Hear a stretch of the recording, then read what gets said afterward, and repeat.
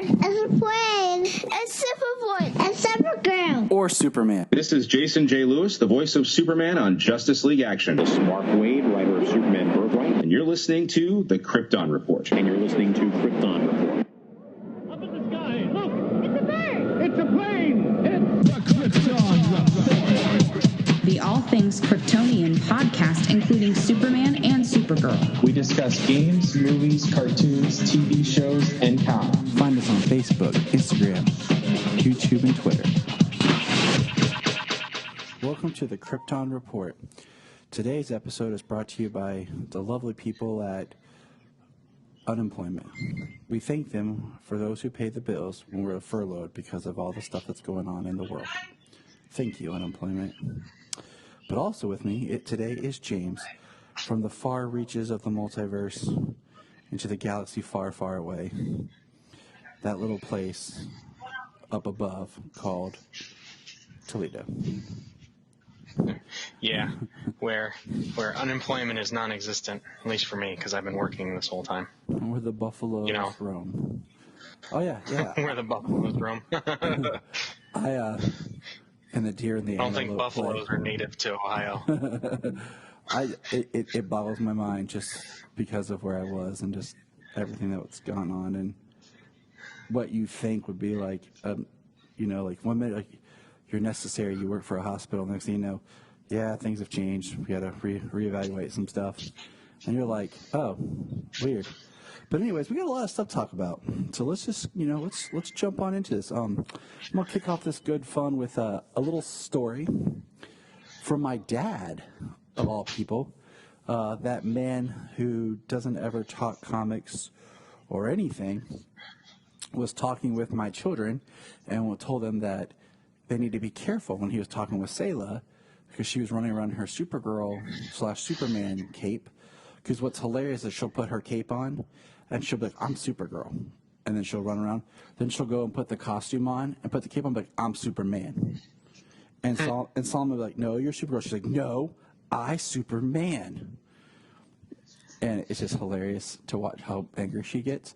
But my dad's like, when I was young like you guys, I used to watch the George Reeves series, and I put a towel around me and tried to jump off the roof. And I just kind of looked at him like, Dad, why have you never told me this story? I'm 30-some years old. I have Superman tattooed on my chest. You've been to my basement, and we talk all the time, yet you've never told me this story? I'm like, what the heck, Father? It's like, I know you're not the biggest comic book fan, but come on. So at least tell me the story about you watching the George Reeves show and trying to jump off the roof. I am in contact with my grandma to get, the validity of this, just to make sure he's not pulling my chain. But it was kind of cool, hearing this from my dad. So I was gonna say, are we sure he's not the kid who pulled the gun on George Reeves at his little the little public show? My lucky. So you remember that from Hollywoodland, right? Yep, my lucky. But I got another story for you, son. Jesus, Dad. It wouldn't surprise me one bit either. In sad news, Fall Back to Metropolis was canceled, which sucks because it was going to be like I'm in tears. It was going to be like the backup Superman celebration, and we got a very colorful message in our group chat from Brian about his response to it being canceled. It was supposed to be in October, and that was part of my October fall Halloween plans that are no more. So it really sucks because I know the Superman Museum and other businesses and stuff were really depending on that after Celebration was canceled. So yeah, there isn't much that's actually going to happen this year. Unfortunately. The year that time forgot. Yeah. I don't know. Maybe it'll slow down, a little bit of resource consumption, having a year of shutdown. Who knows?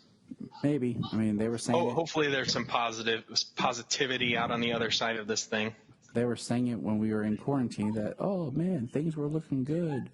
And I'm just like, cool. But, yeah, it still sucks because this thing happened right at the time that I was going to go to a comic book convention and get to meet Tyler Hoechlin and meet my third Superman and have my third Superman picture on the wall and all that joy that it was going to bring to me. Oh, yeah, this canceled a whole bunch of stuff. I was supposed to go down to Columbus to see you guys, go down to the Arnold. I know. It was kind of the kickoff of all of this. It was the kick in the face. it was like a cleat to the face. Right. But this is like a little bit more positive news. Our friend Sam Rizzio, the Superboy Legacy podcast has launched, which has been like great. Sam has so much vast knowledge of the Superboy TV series. He owns many props and rare footage of the series. He actually is friends with the majority of the cast. So he's got great insight to the show, and it's been wonderful to listen to. Just Google Superboy Legacy podcast. You can find it on YouTube, Facebook, Twitter, Instagram. It's just like I've said before on the show. It's like the one area of super fandom that I'm not as familiar with because it was very hard to find out a lot of information for the longest time, and it's just great hearing it from someone who's so passionate about the series. So I highly recommend anybody check it out. Doom Patrol is back. That's yay. I don't understand. Like, they dropped 3 episodes in the first week, on the first day, which is I'm not complaining. Sure. No, definitely not. It's just kind of how HBO Max did all their original stuff. They dropped like 3 shows, like 3 episodes of all their shows or something. Maybe it's like a way of hooking you in because you watch like 3, like you start binging and then you have to stop. Like it's like whetting your appetite more than just like that first episode where you're interested, but it might not reel you in. I don't know. Right. Like here's the brand new 3. If you haven't watched the first season, go back and watch that. Now you got 18 episodes to watch. And then what kills me is I didn't realize that season 2 is only 9 episodes. Yeah, that kind of sucks. But the production quality seems even better. It does than it did last season. It does. And last season's was really good. We watched episode 4 as of this recording. There's been 4 episodes released, and it was good, but I feel like it kind of wasted some time too. If I'm only getting 9 episodes, I'd like to see some more things happen. And I guess my one, I don't want to say disappointment, is I felt like when the series ended, season 1, they were more of a team, and like I expected more like working together to do stuff. And then this picks up, and they're more dysfunctional, and I'm kind of like, okay. I really need to go back and watch season 1, but so they didn't really kind of end as a team per se. I mean, there was that part in the penultimate episode where it was like a year later and they seemed like a team, but it wasn't actually a year later. It was still a Mr. Nobody thing. Yeah. And then they go into the final episode, and I mean, they're all working together to stop what's happening, but with the reveal of what had come before. Spoilers for a year-old show. Yeah, it kind of makes them all. Okay, spoilers. With the chief being responsible for all of their conditions, or for a good portion, a majority of what happened to the characters. I mean, that'll throw a serious wrench into any sort of team dynamic that they developed. True. And that's one of those things, like I told you, like when this season started, like I kind of forgot that just because I'm like, wait a minute, what did I miss? Did I miss something here? And then we were talking, I was like, oh yeah, I do remember that. And I'd like to explain more of what exactly his role was in each person's, transformation. So, but maybe we'll get that. I don't know. But it's nice to have it back, though. Something new. Oh yeah, I love it. I'm glad because we got so much of the character stuff because there was a lot of it in the first season, and as complex as the characters are, the main characters as well as everybody involved. I mean, like just say season 2 for example, we had Dr. Time and Red Jack and the Sex Men and stuff like that. I mean, all these characters to just like even to have one character and explain them, like there's still more backstory to each one of these characters. They did a lot in season 1, but with all of that character development, they were able to kind of just hit the ground running with this season. Like, Robot Man and what's going on with him. Jane, what's going on with her. So instead of having to learn about this stuff, this is what's going on now. Yeah. And I mean, Diane Guerrera and the Underground and Crazy Jane, I mean, that's one of the best parts of the show. I mean, she is amazing. Like, her acting skills are totally appreciated, but I enjoy it. The one thing that's got me wondering is this is the last new property of DC Universe Originals that we know of. We don't know when Titans Season 3 is coming. And we don't know about Young Justice Season 4. But those are the ones that were announced, but we have nothing more. Maybe we'll learn something at Fandom, but after this, I'm not sure what. Because usually they have a new DC property start right as the other one ends, or they overlap just a little bit. Like right now they've got Harley Quinn just ended last week. Doom Patrol just launched that week, the same week, and we've still got Stargirl running congruently. So we still have 5 weeks of about 5 weeks of shows still. But I mean, at this point, we don't know what's coming next, if anything's coming next because of the shutdown. If what's been produced. And if anything, and what's going to happen? I mean, so with DC Universe for a while now, they really haven't announced release dates until around this time out from a new show. So like 5 weeks from a new show. They really don't do any kind of ramp up or trailers or anything for DC Universe original content until within the last 6 weeks to a month or so out from the show. They haven't. That's just the way it is. It's true. I mean, so we don't know if they do have something planned as of this moment because they're still releasing original content right now. You said we have about 5 weeks left, you said?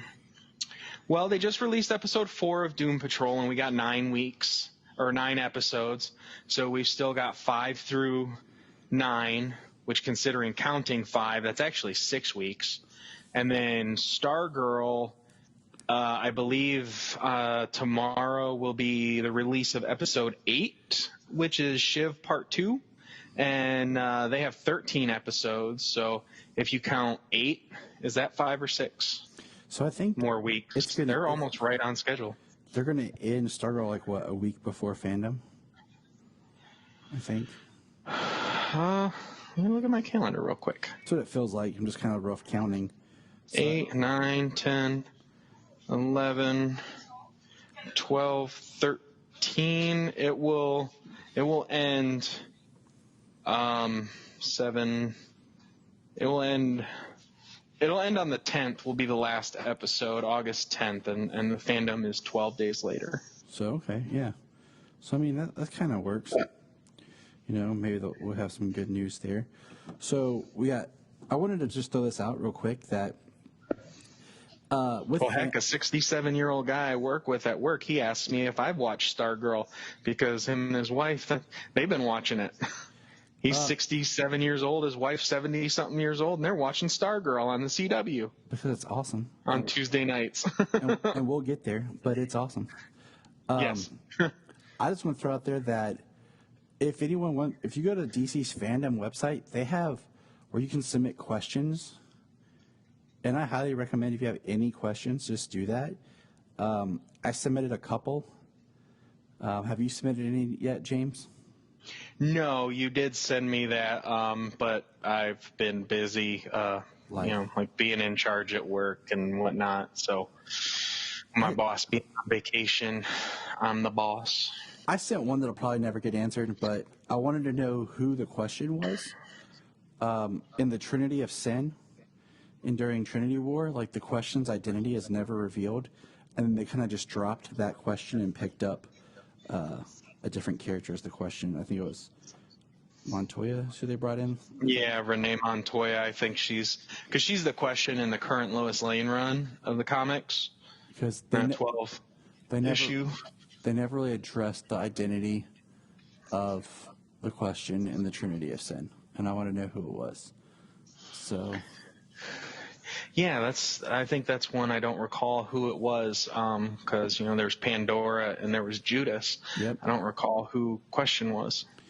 So I'm just throwing that out there. But so we were talking about DC Universe and HBO Max, and you brought up season 2 ended of Harley Quinn. Which, I mean, season 2 came just a couple weeks after season 1 ended? About a month and a half. They did the DC All-Stars, that role-playing game, and they had 6 episodes of that, and then they released the second part of Harley Quinn. So it was really quick. And now only about a month and a half. And now they're going to put that on HBO Max. And it's more of just what we've talked about. Like, it almost feels like inevitable that DC Universe is going to become part of HBO Max if they're just going to keep moving everything over there.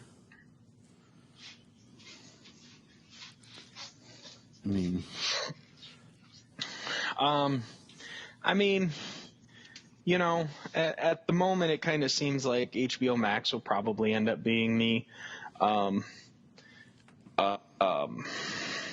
the video service for everything. DC is owned by them, and it seems like they'll be the video service, and DC Universe will probably be relegated to your comic reader, akin to Marvel Unlimited.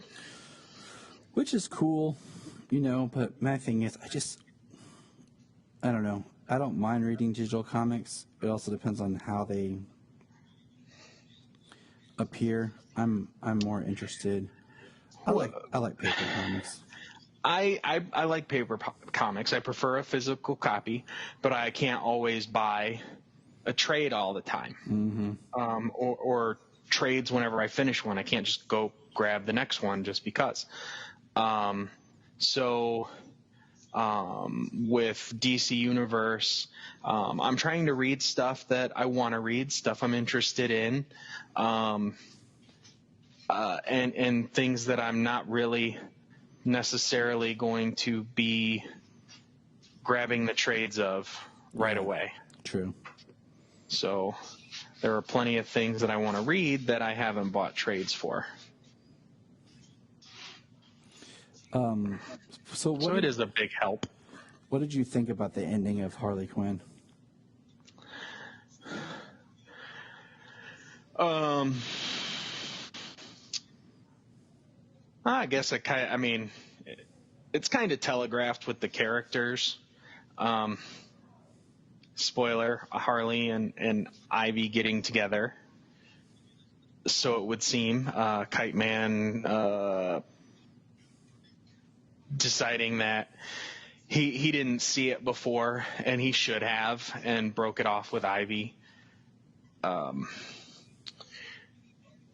The wedding, Harley doing her thing, it was really funny. I think the end of I think the first season finale was actually stronger than this one. Yeah. At the very end they did the end with a question mark. So I don't know if that's just – I think that's just for the audience. Like, is this the end? Well, as popular as this show is, and as popular as Harley Quinn is, I mean, they're going to be showing it on. It's moving over to HBO Max, so it's going to be on there. So more eyes are going to be on it, as well as they're putting it on Sci-Fi Channel. Which, I mean, you edit that show, which is already 22-minute per episode, and you cut out the dialogue, a lot of it. Like, you're going to end up with like a 12-minute episode. Oh, yeah. All they're going to do is those. just overdub the dialogue.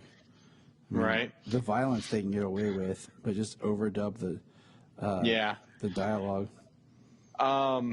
So they're going to get a lot more eyes on it. I have a feeling it's going to be back for season 3. I really do. And I think I lost my train of thought. I'm sorry. Nah, you're fine. It's one of those. I think, like, since it's going to be on Sci-Fi, they'll just dub the F word with frack. They'll be like, haha, it's fracking back, y'all. Okay. So now all right. You jogged my memory, kind of like where my mind was.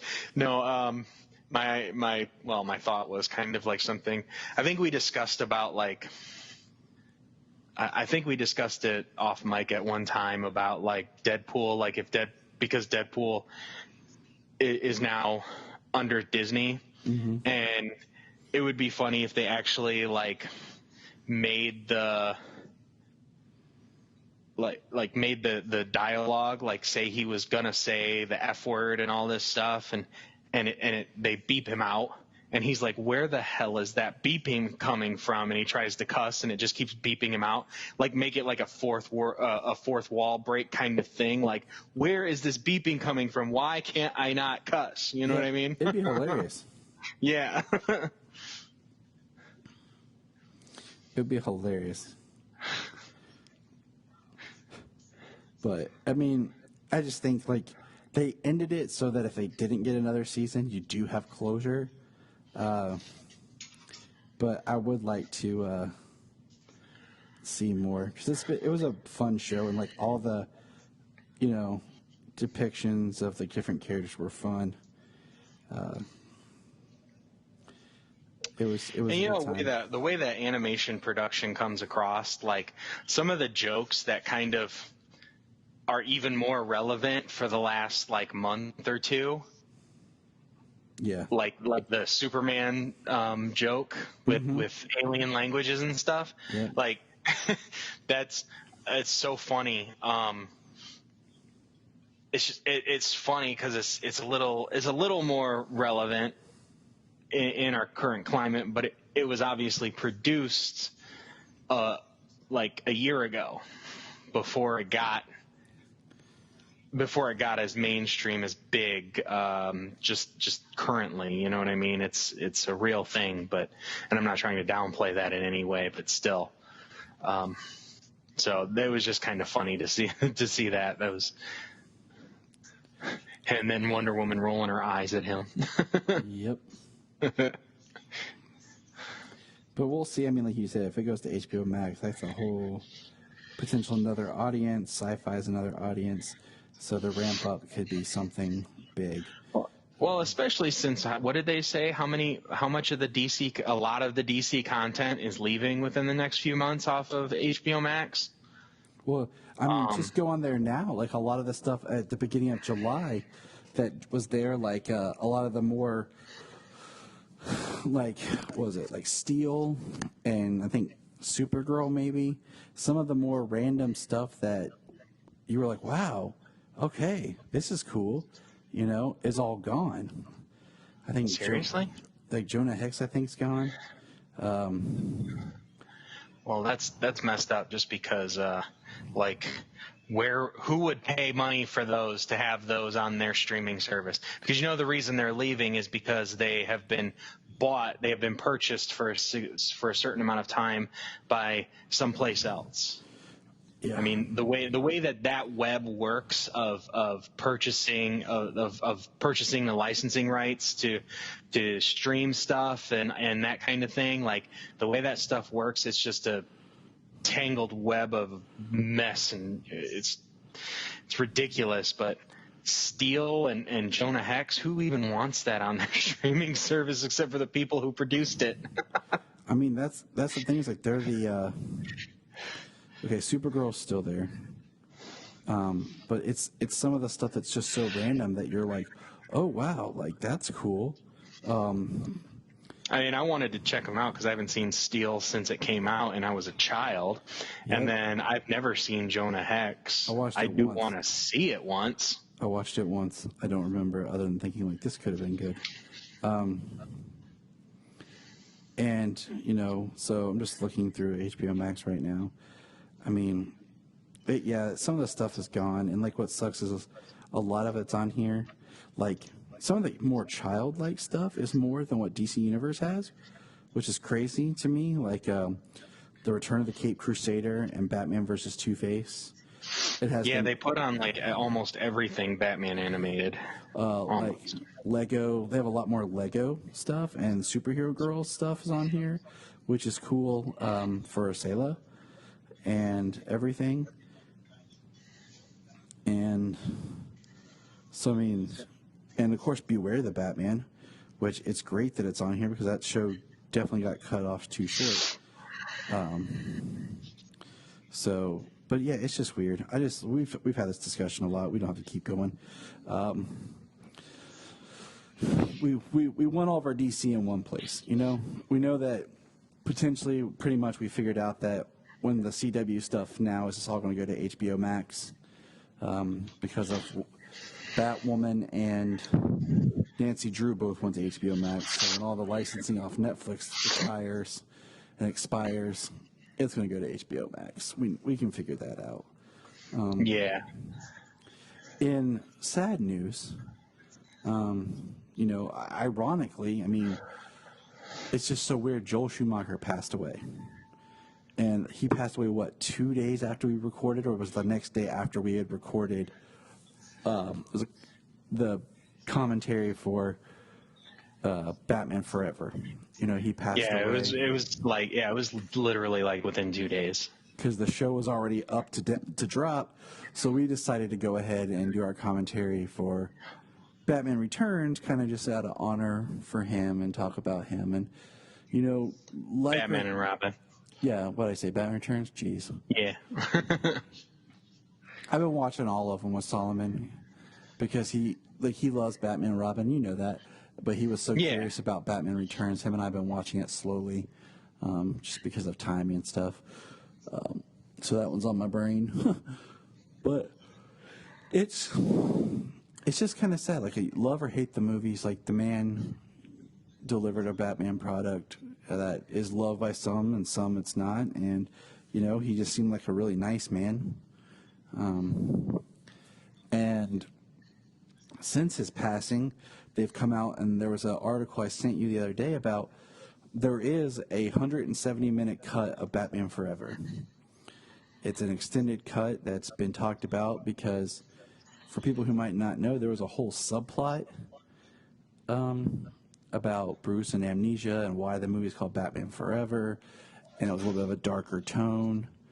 And all that was cut from the film. And That's a fan edit of it, kind of like in the vein of Superman Redeemed. Oh, okay. But yeah, there's an actual Schumacher had a larger cut, and the studio wanted it shorter to the 2 hour that it is. And maybe, I mean, come on, with streaming services, studios. That'd be a great product to make your streaming service more valuable.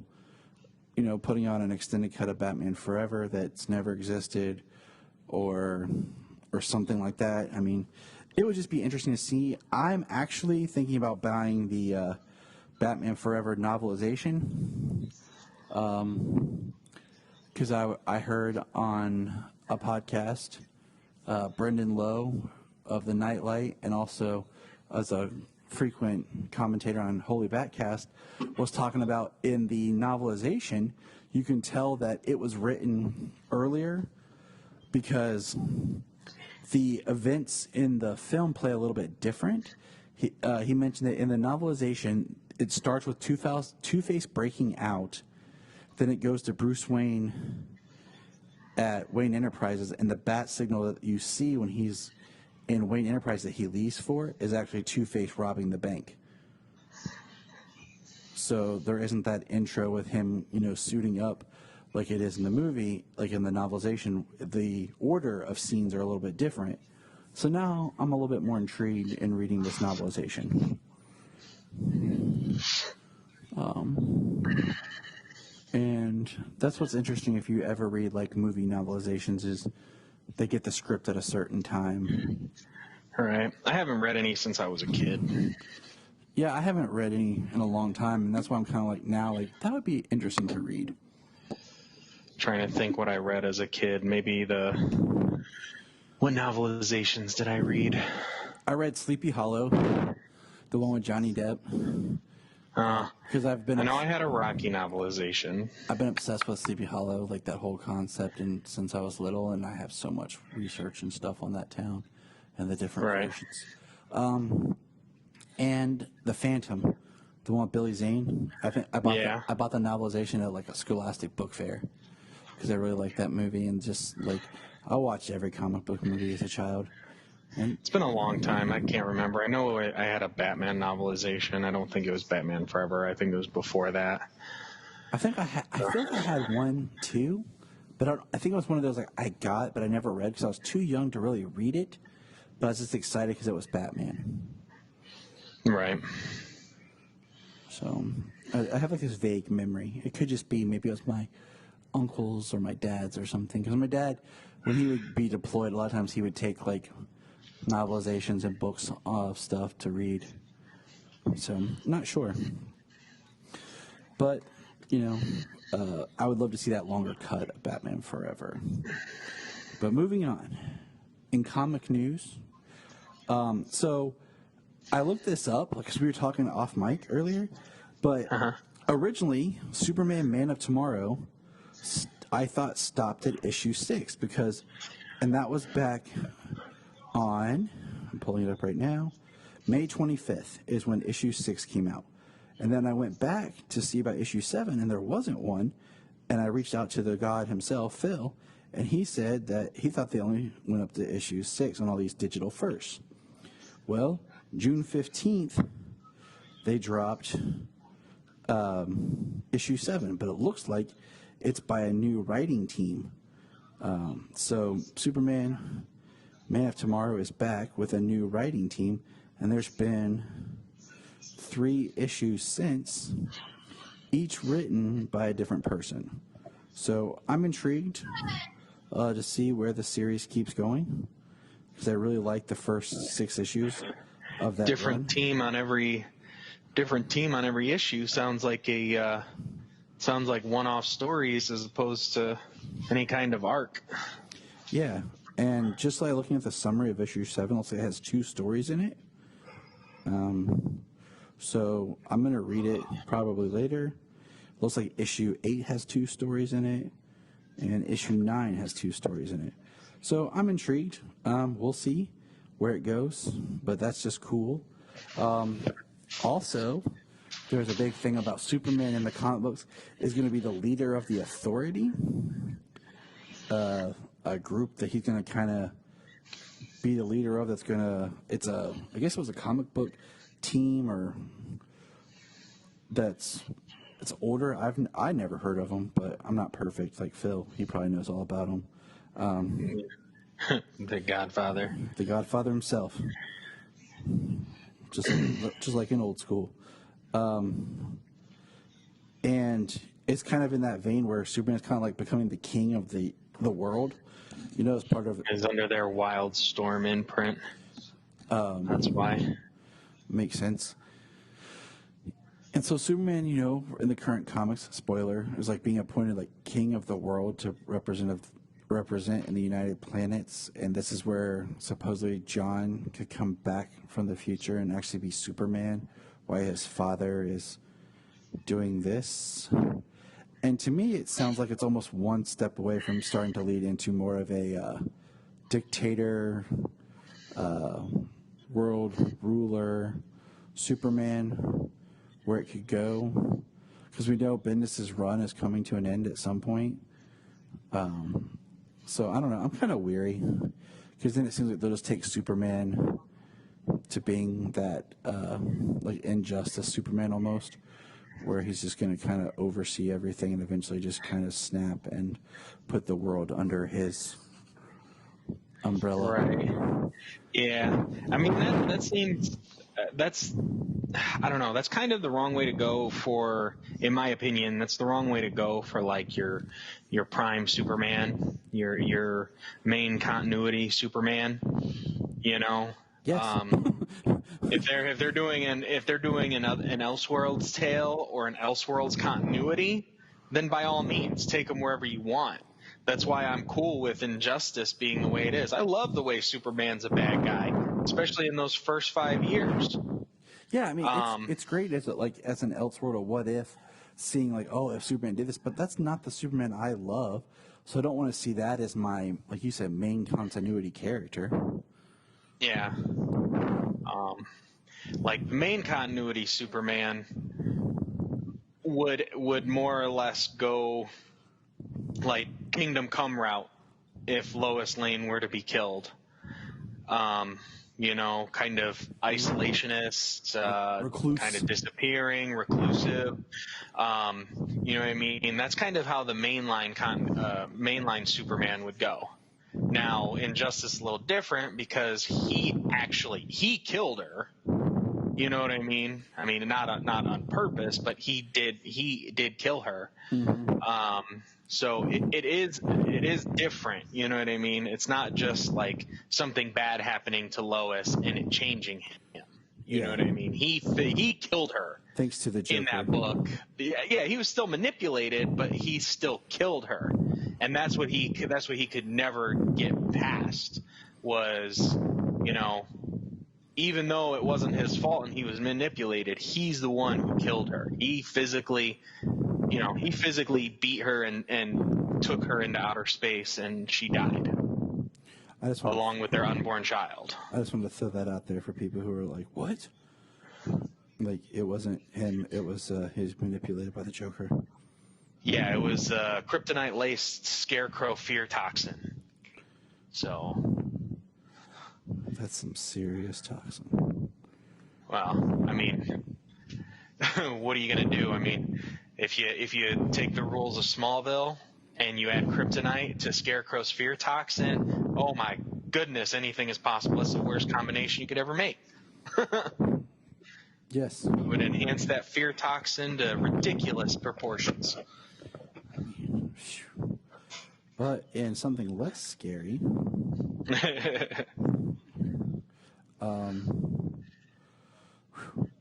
but yeah, that would just, we'll see what they do with it in comics and where it goes. I don't know. I kind of thought like I was intrigued and worried at the same time with the whole like king of the world Superman and where they were going to go with that and people's reactions. But then they kind of pulled a fast one of like, all the world thinks it's a great idea. Yeah. Which, I mean, it makes sense for Superman, you know. So was that in the last Superman issue? Because I actually have that one. And I haven't read it yet. I'm a handful of issues behind. I got a small stack of stuff to read. Too busy. If I get to read one issue of something a day, I'm lucky at this point right now. I think so. My apologies. I can't keep track of it. No, you're all right. I honestly can't keep track of what's. Well, I know that they one of the last few things they popped in on Lois said, hey, you know, Superman declared himself king of the world, and then she's got like a lawyer with her or something wherever she goes and whatever she's doing and talking, kind of to just, I don't know, field questions or something. It was a short part where a lawyer or whatever was with Lois. So yeah, I've been so off since this whole thing, like this week. What do you call it? Your house is a party. There was no DC Comics other than the digital first. Like, stores did not get DC Comics, and they'll actually be delivered and up for sale on Tuesday this week.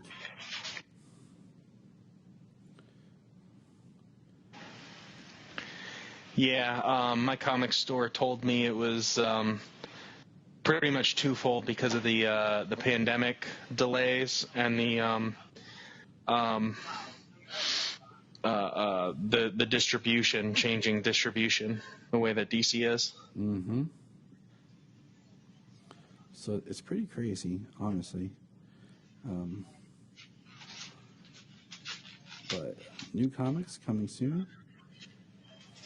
And I hope that it won't disappoint, you know. Which next time we record, I will talk about the last couple of issues of Supergirl, because issue 42 just came out, and I just purchased it. I haven't had a chance to read it yet, but that's the final issue of the current Supergirl run. Awesome, because I wanted to touch on that. But like I said, See how they go out with it. I'm so lost on everything, just because it seems like every time you turn around, something else is getting pushed back and changed.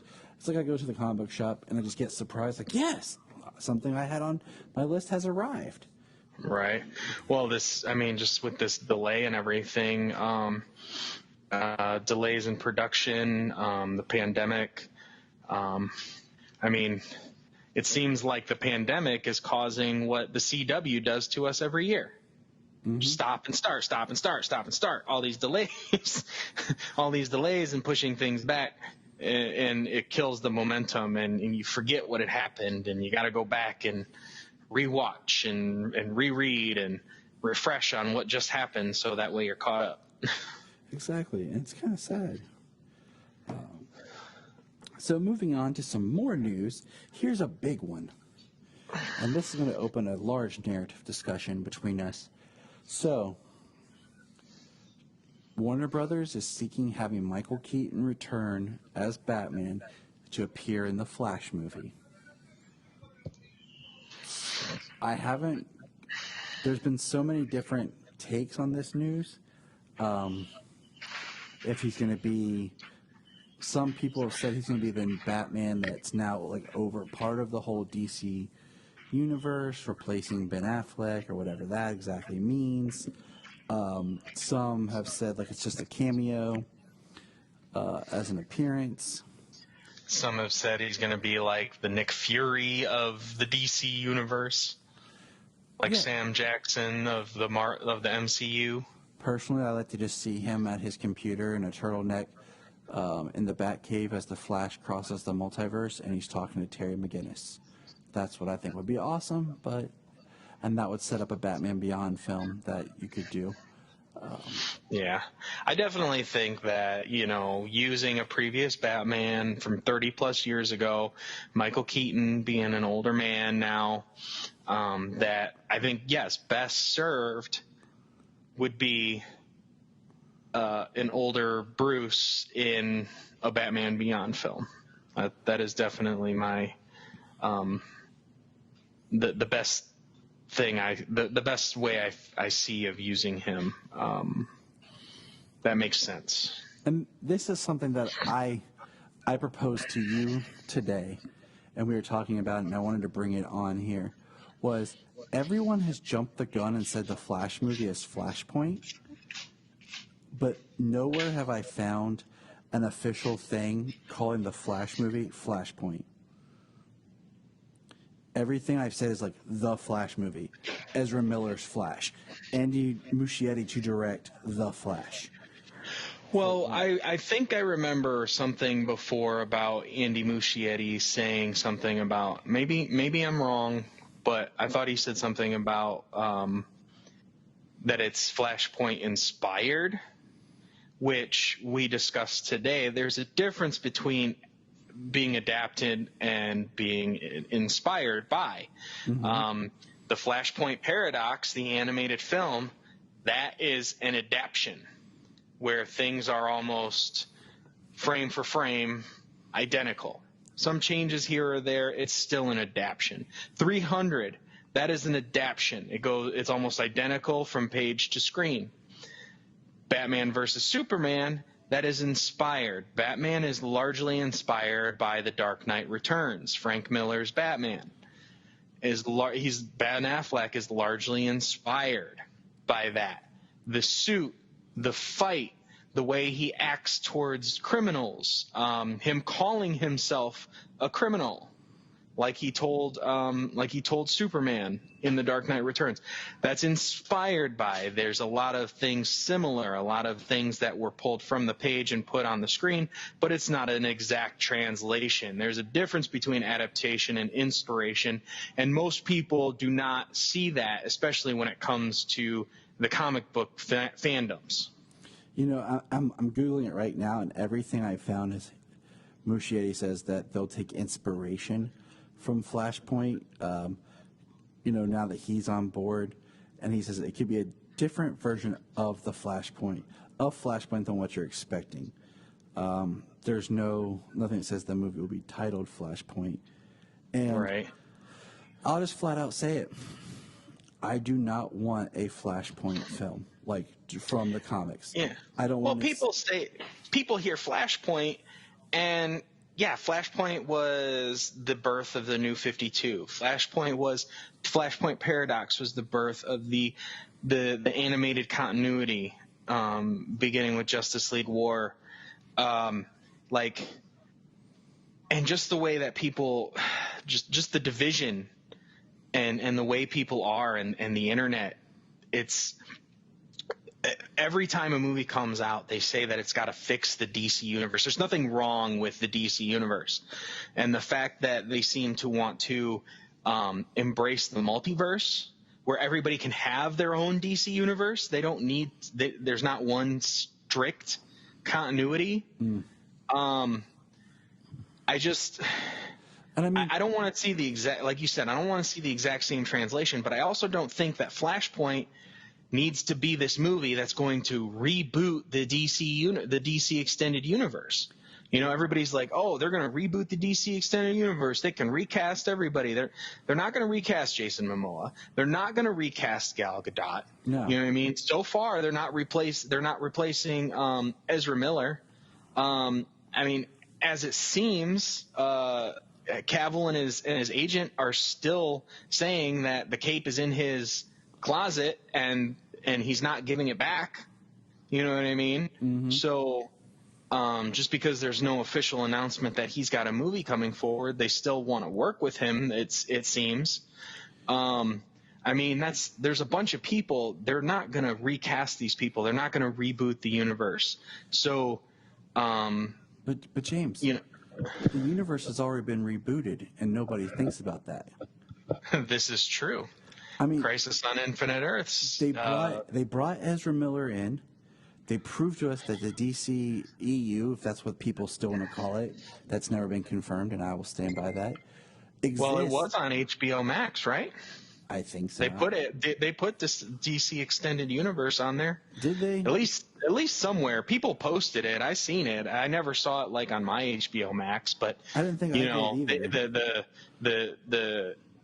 The user interface is different depending on what you're using it for. So maybe they saw it on the internet and they were using it for HBO Max online. I don't know. Interesting. I just glanced at mine. It's not there. But yeah, I mean, it proved that one, Ezra Miller and his Justice League are a different Earth. They're part of the connected world. It also proved that Batman 89 is connected in the multiverse. And you know what? Before we even get too far, like Crisis on Infinite Earths on the CW was not the Crisis on Infinite Earths we got in the comic books where they erased the multiverse and there was one Earth. The CW Crisis on Infinite Earths, it pulled all of the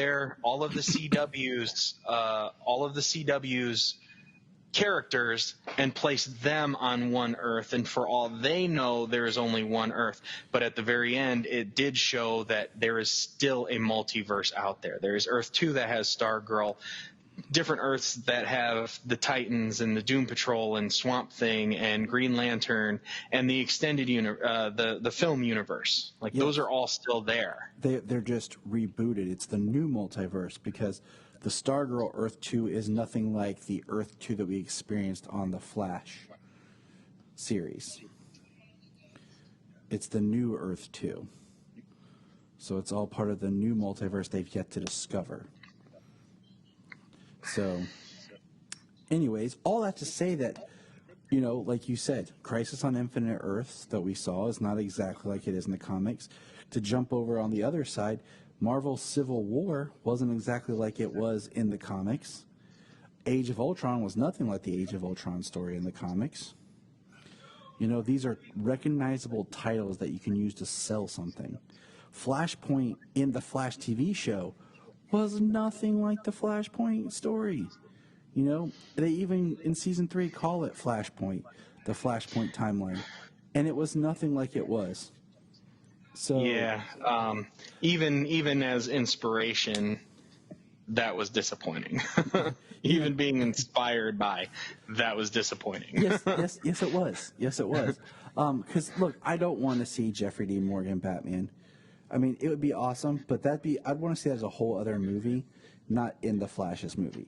I don't want the Flash to be bogged down with everybody else's story, and we lose the Flash as the main character on his first film. You know, Captain America: Civil War was like, you know, Avengers 2.5, but it was Cap's story. But we'd already got, you know, Cap, 2 solo Cap films, so his third movie it worked.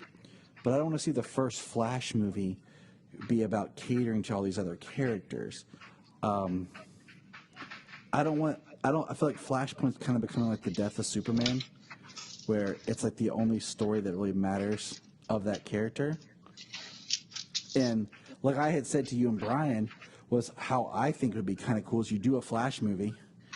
During that movie, he learns about how he can time travel. Something happens in the movie. He decides he's going to save his mom. He goes back to save his mom, and the first film ends where he's created a Flashpoint-esque timeline. So your second film picks up as like the Flashpoint.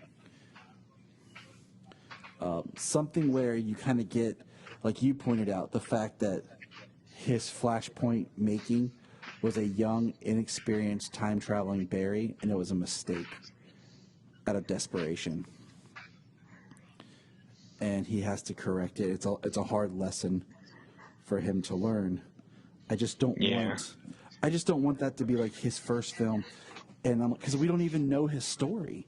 You know, we haven't got his story. We haven't got to really. Okay, so I brought this up before, and we were talking about this earlier. The story of Flashpoint, to me, makes less sense for an experienced Flash. He knows about time travel and and that you can't change things. And I'm sure, you know, whatever, he wouldn't expect the world to be one step from the apocalypse just because he saved his mother. Mm-hmm. You know, there's no telling the ripple effects that changing one small thing like that has on time.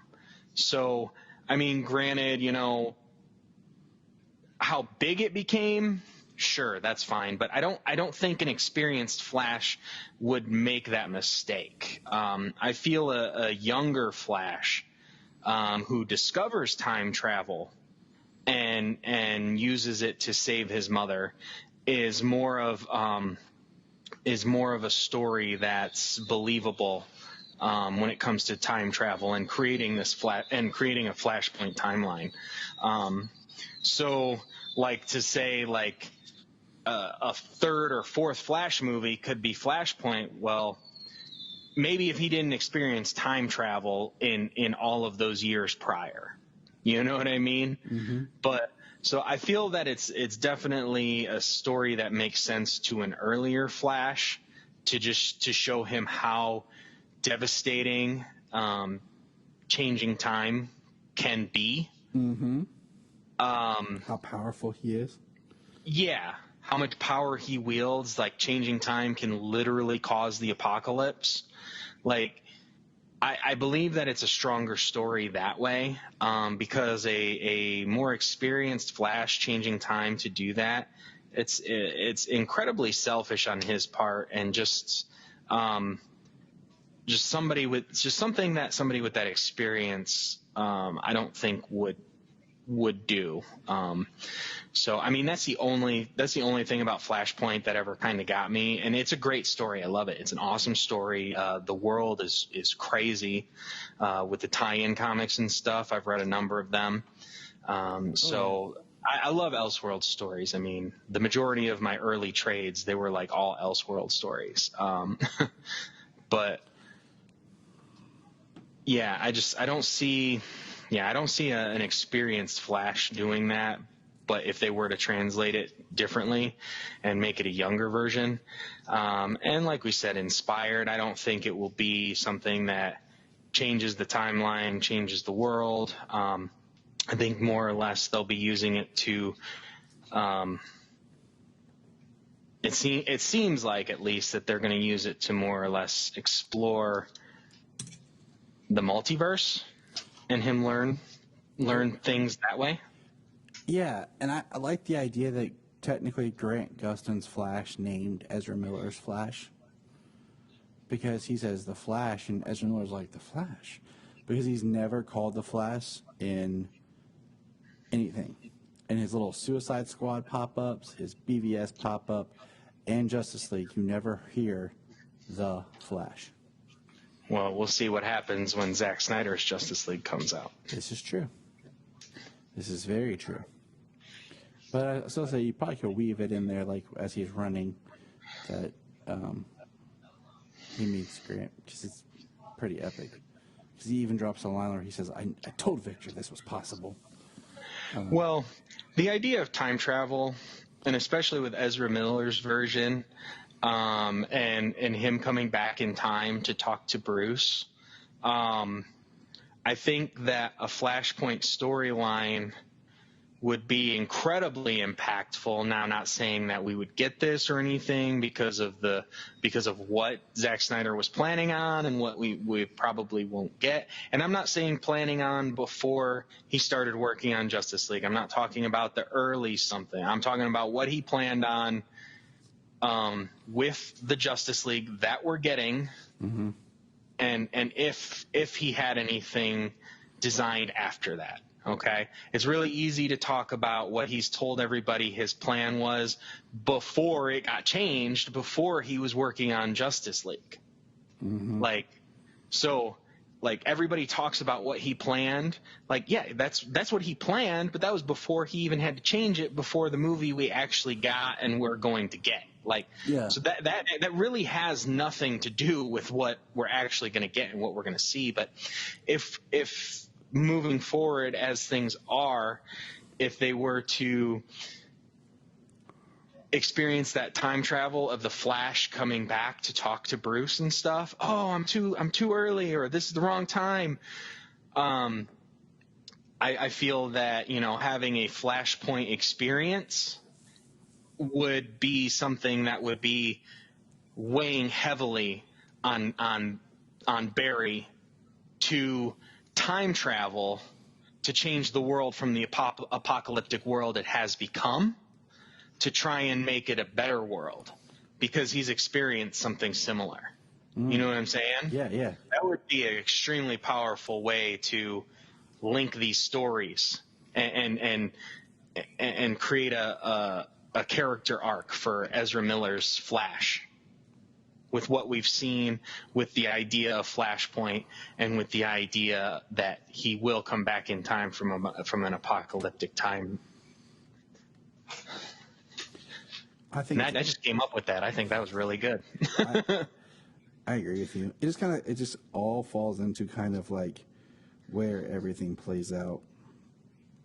And we'll see, like you said, what we're going to get more from Zack Snyder. But I am excited if they do get Michael Keaton. I'd love to see him back as Bruce Wayne to kind of pull us back around. Yeah. I mean, I would too. And I would love to see what he has to, bring back as an older Bruce Wayne. And I just either see him as like an older Bruce Wayne on the verge of a Batman Beyond, or maybe we see him as an older Bruce Wayne on the verge of retirement, like he was at the very beginning of Batman Beyond, when he basically had a heart attack in the field and drew a gun on that guy. Yep. Maybe that's the type of Batman he's going to play before we see a Batman Beyond, a Terry McGinnis. Maybe he's that version of Batman who's at the end of his career, not Ben Affleck's Batman, who's been doing it for 20 years and has another 15 years to go before he's incapable. Mm-hmm. But just, one who's at the end of his career. So we'll see how that plays out, because then later there was a thing saying that, and I don't know the validity of it, like if Keaton turns it down, they're going to try to go after Bale to do the same thing. So I don't know what they're. And that sounds like a scooper kind of a thing. Yeah, it does. That's what I said. I don't know the validity, and I'm really trying not to talk about speculation and what could be going on. Like supposedly there was. I say some movie announcements this week but with the way DC movies work at Warner Brothers, until I have more concrete, I don't even want to talk about it. Well, thankfully, it's kind of different now. Hopefully in the near future, within the next couple of years, we'll be able to see more of a calming of the waters, mm-hmm. and have more of a being able to see what's on the horizon. They tell us it's coming. It's not just let's throw everything at the wall and see what sticks, and announce that 101 projects are in development and none of them see the light of day. Yep. You know what I mean? There always are 101 projects in development. But don't say they're all in development and then never show anything for any of it. You know what I mean? Exactly. Like it was a mess. But now regarding DC before now. Something we know we're getting is we got the first official trailer of Superman Man of Tomorrow, the next animated film. So, what did you think about this trailer? I must say that I have warmed up to the animation style. Me too. It's newer, modern animation style. It's very clean. I've heard people describe it like Archer. Mm-hmm. And I guess you can see that from the stills, but when it moves in the trailer, it looks different. Yes. It's changed. It doesn't look that way. And the action looks pretty good. It does. I like that it's, like you said, it's brighter. It's kind of a before he's Superman story. This Metropolis almost looks like the animated series Metropolis. Yes, it does. Like the 1996 animated series. I mean, it literally has the same style buildings with the curvature and stuff on them. I'm intrigued that like he has Martian Manhunter in it. That it's an original story.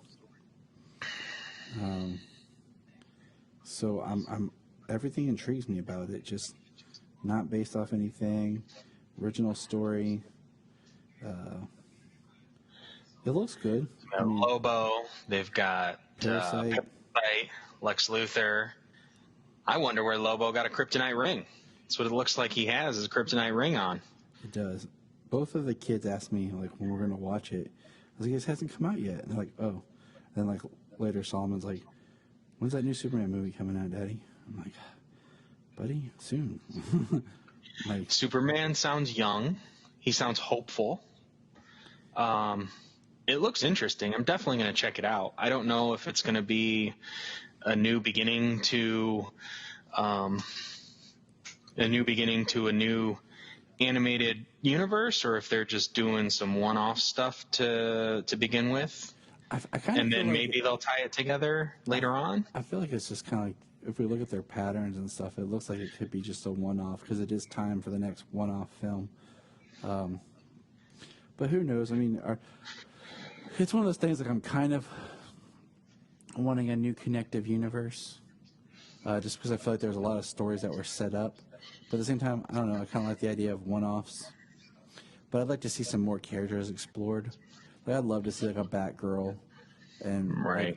like, a true Birds of Prey animated film. Right. Yeah. So like I have no problem with the animated universe that they had before. It was kind of closer to the movie universe where just these people existed and you kind of ran into them here and there. It wasn't your MCU model where you got 2 hours to introduce to all these characters before they team up. Maybe, possibly, that's what they're going to do in the animated universe. Maybe they're going to give us this Superman movie. Maybe they're going to give us, and we don't know. Maybe they'll announce some future DC animated films come fandom. I'm hoping. Yeah, we're Because gonna I do love the DC. we'll do a whole like episode rundown of like things that we want to see at fandom. Yeah, because I do want to see what they have coming out next. I don't want the DC animated movies to stop. I love them. I've bought every single one of them. Yep. And I'm going to be getting this out. And, I mean, in my opinion, it would be pretty awesome if that's what they wanted to do animation style, if they wanted to create another shared universe and build it up like I'll just put it MCU style.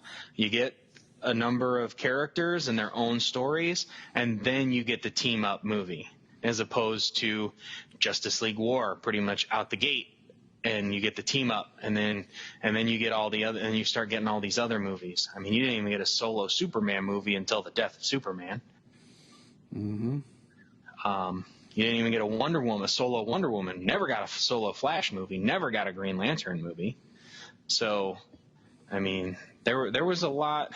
There was a lot they missed with what they were doing. It was really good what they did, but there was a lot they missed. I mean, they could really open up and tell a lot of stories. And just because, and I know I've said it before, just because these movies and these characters exist within the same universe and the same world, each character has their own life and their own stories. They do not have to cross in every single movie. You do not have to have cameos from other people in other people's movies. It doesn't have to happen all the time.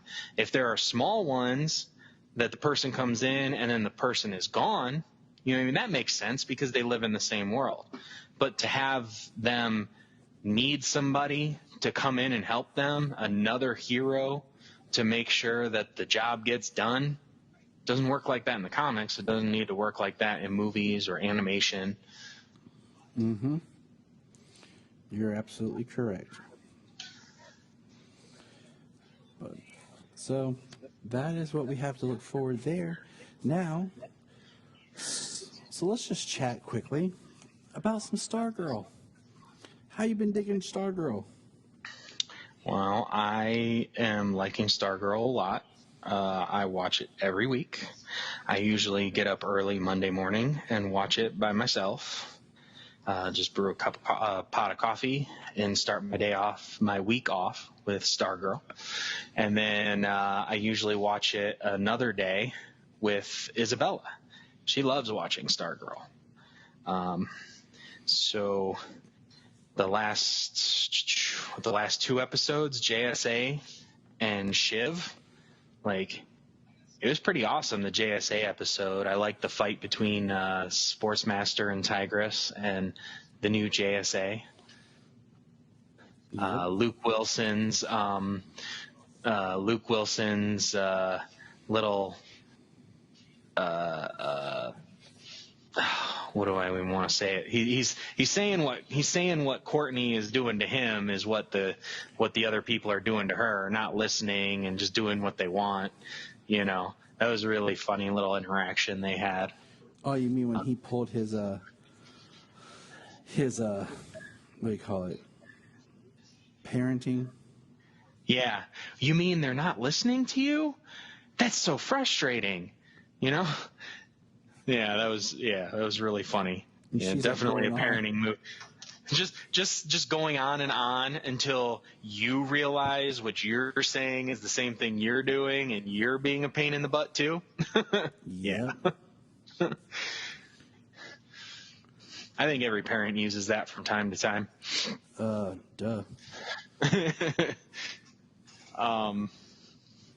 Shiv was really good. It's pretty cool to focus on Cindy in that episode. Yes, it was. Dude, when she went downstairs to her basement, and Right. I was like, wow, this is pretty intense. Yeah, she just goes right down. She knows what's down there. She calls Grundy a creep for growling at her. and her dad is that Dragon King, who I'm not sure who that character is. I haven't done any research on him yet.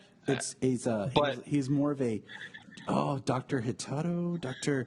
He was a Japanese-based character that was very much like we would call it now racially insensitive character. Right, makes sense. Because at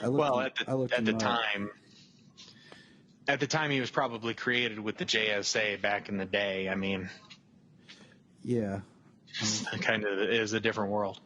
Yeah, so they're trying to change it. But we did see him before, and Icicle looked scared of him. Yeah. So I mean that makes me think like this dude is dangerous if Icicle is afraid of him. Mm-hmm. But Cindy being his daughter, his wives being mind controlled, brainwashed, like all of his other minions. Mm-hmm. And she's got blades. She's got blades that come out of her wrists. She's almost like Baraka or something. She was sweet. And did you figure out who the janitor was? Or were you kind of like, oh, who is... I don't know who he is. Okay, I didn't know I knew one part of his name. I was like, oh, he's the night guy. And I'm sitting there thinking to myself, like, because I remember from Justice League Unlimited, the Knight, and he's called the Shining Knight. And I was like, oh, Sir Justin, because I remembered Sir Justin from... Are you talking about the dude who looks like he's from that, what was that show or something, Dragon's Lair or something like that? Yeah, he's just like a knight, and from it looks like he's from Camelot. Is that what? Yeah, is that who that's supposed to be? Yep. Maybe. Oh, really? Yep, because it says Justin on his his uniform, and Sir Justin was the Shining Knight. Because I do remember, I'm pretty positive I remember that character from Justice League Unlimited. He's got like that metal helmet on. Yep. With like the chainmail that comes down and. Exactly. Yeah, he looks just like that Dragon's Lair. I'm pretty sure that's the name of the game or whatever, game or cartoon or something. But he looks just like that Dragon's Lair guy. Is that the one? You are absolutely correct. So I thought that was cool, just kind of weaving in that character. I was like, oh, that's pretty sweet. I knew he was something. From the pilot episode, whenever he was there, they focused on him for an extra second or two. I knew he was going to be somebody, but I never knew who he was going to be. And then I saw the sword. I was like, well, I knew he was somebody. Mm-hmm. And then he saved her, and I'm like, well, I knew this was happening, but, like, who is he? You're like, awesome, but who are you? Yeah. But, so that was cool, just, like, building to something, I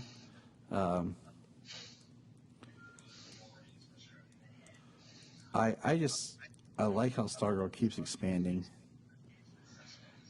It's very enjoyable, and I thoroughly enjoy it. Oh, absolutely. I mean, the ISA, all of the characters there, they're for modern times. You know, these characters who were from the 40s and the 50s, like, it's really good how they've done them for modern times. A sports master in the gym teacher, she's Tigress, like, all they know is literally like being physical and stuff. So their interactions with Artemis, they're almost awkward. Yeah, they're awkward, but they're really good. Their fighting and stuff was really cool. The gambler, I mean, master strategist. He's also like a genius, so he could do like that computer hacking and stuff. He was hacking through a remote device, you know, so he wasn't even there. He's manipulative. Like, he doesn't seem like he's a dangerous person, but he is. Mm-hmm. I mean, we had Brainwave. Henry's getting those powers. Got Cameron, Icicle Jr. He's getting cold powers. You can see that.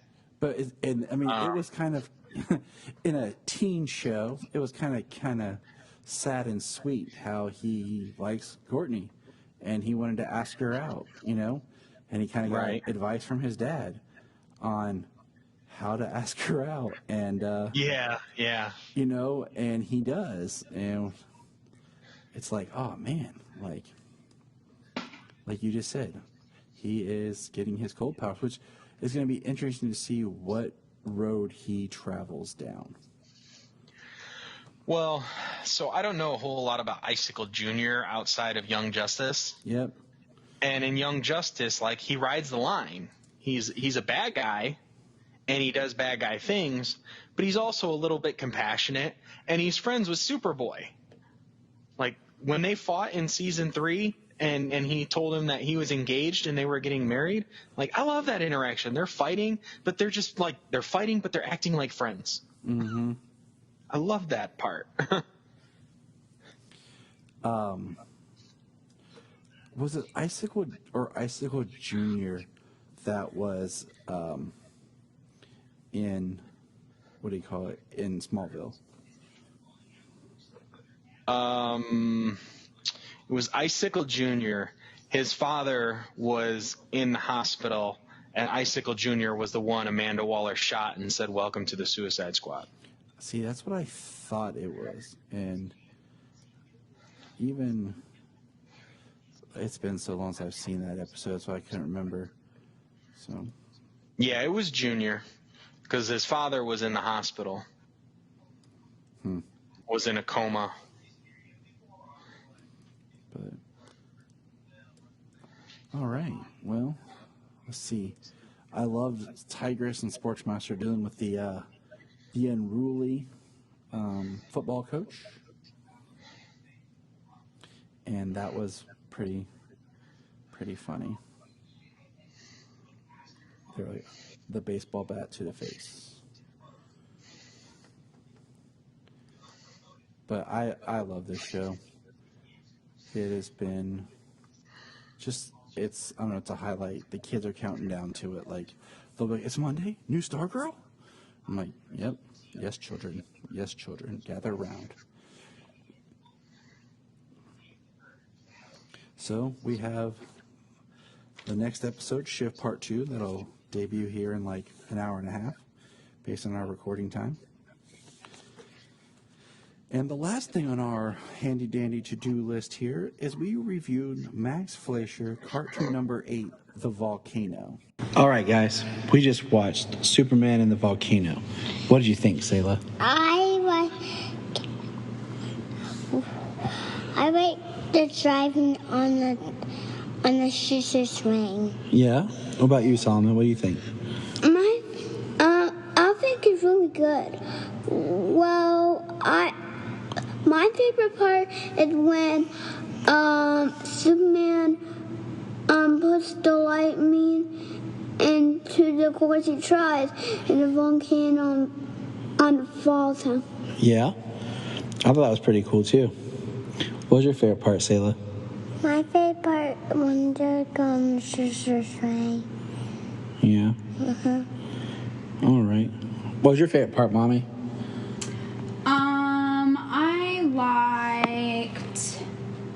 I liked that he blew up the other side of the volcano in order for the lava to go down into the water instead of down into the town. I agree. I thought it was really smart for him to finish off that. lava Yeah. from the volcano. So did Superman save the day, Sayla? He did. Now, this is interesting to me because this is number 8, but this is one I actually remember a lot. How about you? I have seen it. Watching it today, I did recall I have seen it, but it's not one that automatically comes to mind. Yeah. See, I always, for some reason, the press pass thing stuck out in my head. Like, I always remember him being like, "Where's my press pass?" and Lois taking it. But I always remember that. I thought that was interesting. This episode, I felt like the narrator was on longer, like discussing everything a lot longer than usual. He had a lengthy narrative of the way that the episode was beginning. So I thought that was cool. Jania was watching. She's like, "Man, Lois has some killer upper body strength." In the part where she's like swinging, Hanging from that wire and climbing down it to the car. and my first thought was, James is probably really impressed right now. He's like, she's doing her. Like, I just feel like if you were a villain, you'd be like Sportsmaster. Like, oh yeah, you're like, get in shape. Right. All right, don't forget your push-ups and your crunches. But James, shut up, Tyler. Do it. Yes, sir. Drop and give me 50. 50 what? Everything you can think of. Right. But yeah, so I just thought it was funny. I did think it was interesting that, we get a really neat shot if you think about animation, like they recolor Lois and Clark's suits. When they get to the volcano, they're wearing like matching, coordinating dark blue, light blue, and white outfits. Like compared to every other cartoon. Like when we first see Clark in this, he's wearing his classic blue suit with the red tie. Mm-hmm. But then when he gets to the volcano, him and Lois, they match. It's kind of cute.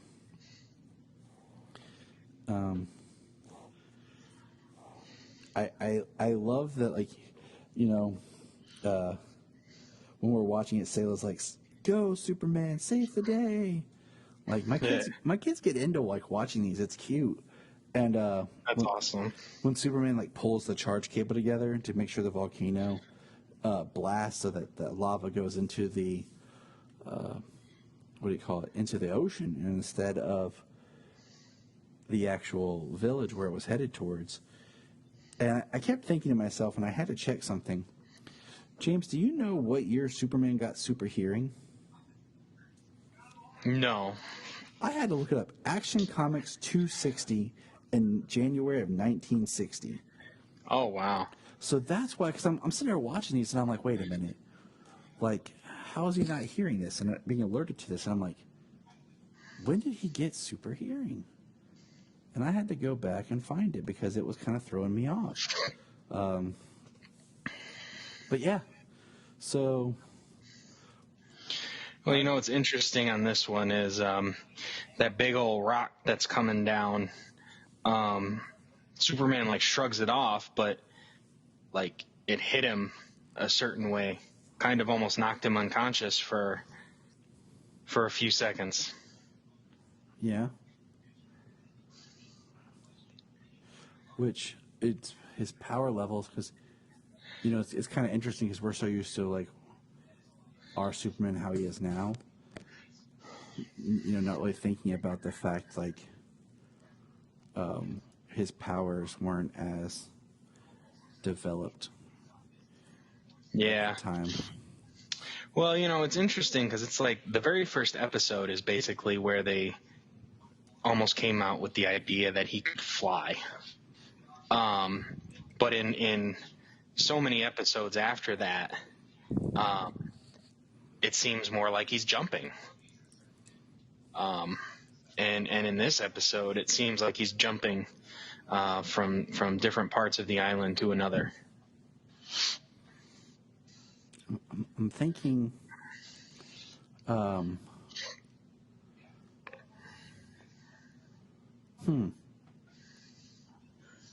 just kind of thinking here.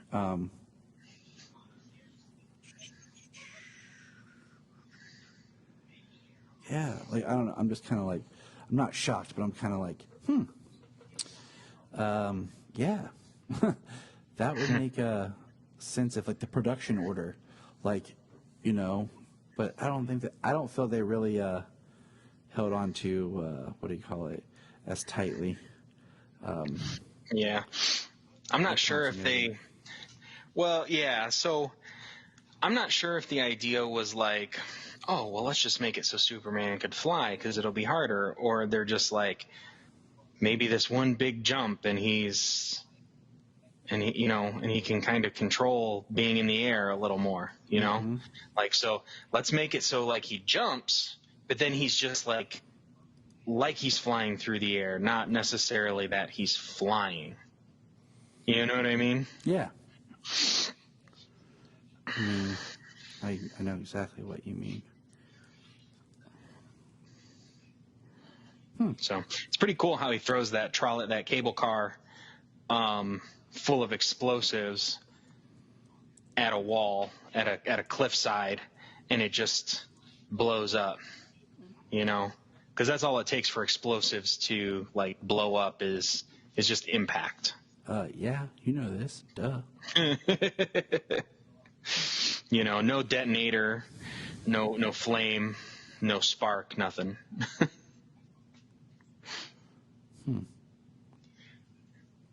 Nah, just giving a little hard time. But no, the animation is still really good in this show. For the 1940s, I mean, it's top-notch animation still in this episode. Solomon will ask me, like, how old is this, Daddy? And I'll tell him, and he's like, really? And I'm like, yeah. Like over 2 times Daddy's age. I'm always like, Poppy was a little boy. He's like, what? Poppy? I'm like, yep. Yeah. So like, Grandma and Grandpa were not even born yet when this was out. He just looks at me like, Great Grandma and Grandpa, yeah, they were. My grandparents were like 13 years old. Mm-hmm. My grandparents were like 13 years old when that came out. It's crazy.